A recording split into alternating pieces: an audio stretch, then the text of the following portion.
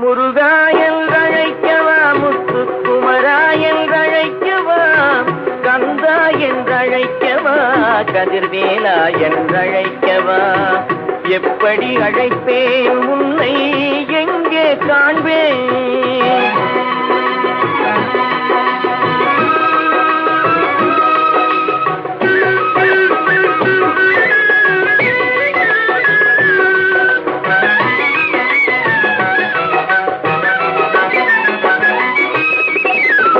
ஆறுபடை வீடெங்கும் தேடி வந்தேனப்பா, அங்கெங்கும்